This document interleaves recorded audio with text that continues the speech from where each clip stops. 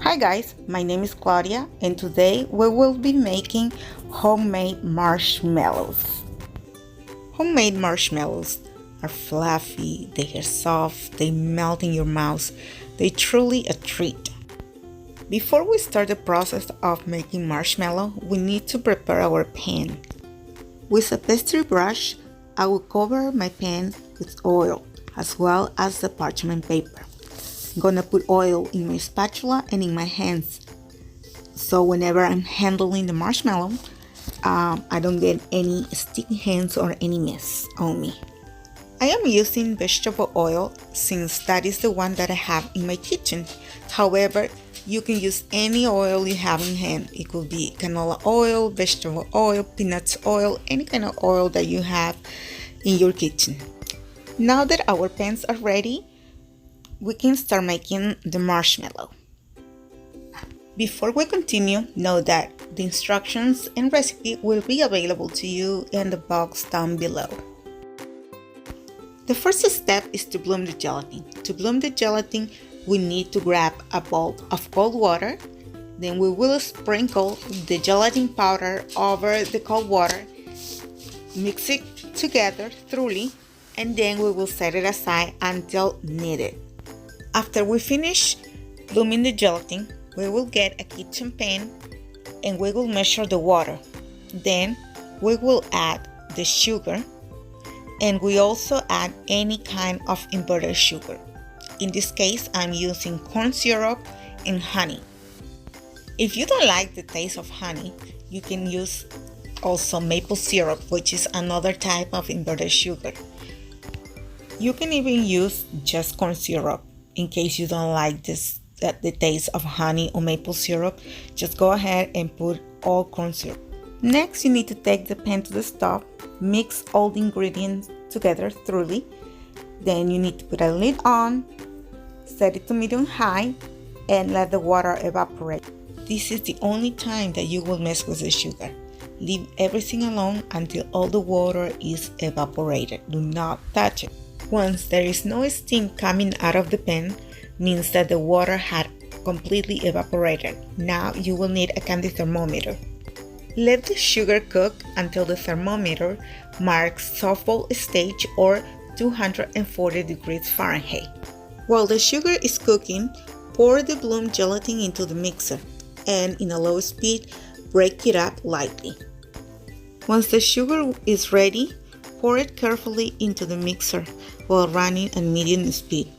It is important to pour the hot sugar on the side of the mixing bowl slowly to avoid burning yourself. Raise the speed to medium-high and leave it running for 8 to 10 minutes. The result of this is a very nice, soft and fluffy marshmallow. It's very yummy once it's done and it melts in your mouth. Again, super good. However, it can get really messy, as you can see, and even with my hands and my utensils covered in oil, still I got a little bit of a mess. If you can see my hands there, it will be really nice if you have someone to help you with the mixing bowl. After you're done scraping the marshmallow out of the bowl, you need to grab another parchment paper, cover in oil obviously, and cover up the top of the marshmallow and flatten it out. I grab a cookie sheet to help me flatten out the top of the marshmallow, then straight to the sink to wash my hands. Leave it overnight to set, so next day is a lot easier to work with. Once it's nice and set, sprinkle powdered sugar over the top so it creates the nice skin that marshmallows usually have, and it also helps absorb the excess oil that we used to work with the marshmallow. Grab a regular sheet of parchment paper, no oil, put it on the top of the marshmallows and turn it upside down. So we can repeat the process of sprinkling powdered sugar and the other side of the marshmallows. You can give your marshmallows any shape you like. I saw other fellow bakers pouring the marshmallow in a 9x9 pan to be able to get a taller and perfect square marshmallow, which actually they look very pretty and very sophisticated. Since Valentine's Day is approaching, I decided to cut out the marshmallows in a heart shape.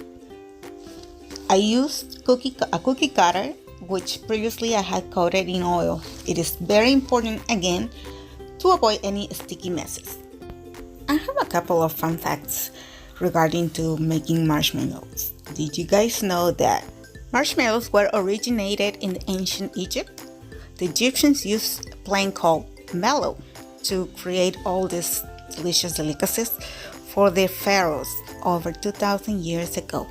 However, nowadays it's a little different and we use different ingredients. Also, many people believe that marshmallows are made out of egg whites.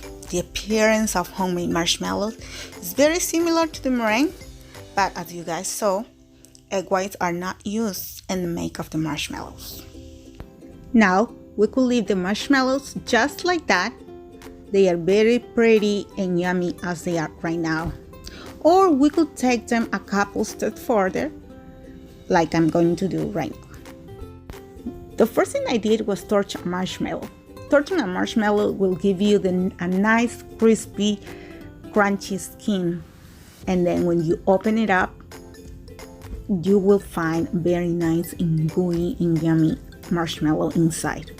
You could use this to decorate cake, to definitely do s'mores, anything you would like, or just eat them like that. Another way to finish up the marshmallows is by dipping them in chocolate, either partially or completely. For this video, I went ahead and tempered some chocolate. Tempering chocolate is the process of heating up chocolate to 120 degrees Fahrenheit and then cooling it down between 85 degrees Fahrenheit to 90. Tempered chocolate will give you a more stable chocolate, meaning that it won't melt easily in your hands. It will also give you a chocolate with a smooth and glossy finish. You can also use chocolate chips. However, the chocolate chips will not have the smooth and glossy finish that a tempered chocolate will. Other options could be white chocolate, milk chocolate. I even have seen people use candy melt, which is perfectly fine as well. Just get creative with your presentation and don't forget about your leftover marshmallows. What I did with mine was I cut them up into little tiny bits and I tossed them up into the leftover tempered chocolate.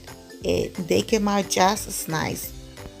I hope you guys enjoyed this video. If you did and want to see more videos like this, please give it a thumbs up, subscribe, and turn on your notification button. And every time I get a new video out, you will get notified. Also, if you have a suggestion or a question, please let me know in the comment box down below, and I will get back to you as soon as possible. I will be back next week with a new video, so have a sweet and fun time practicing your marshmallow. Bye bye, see you next week.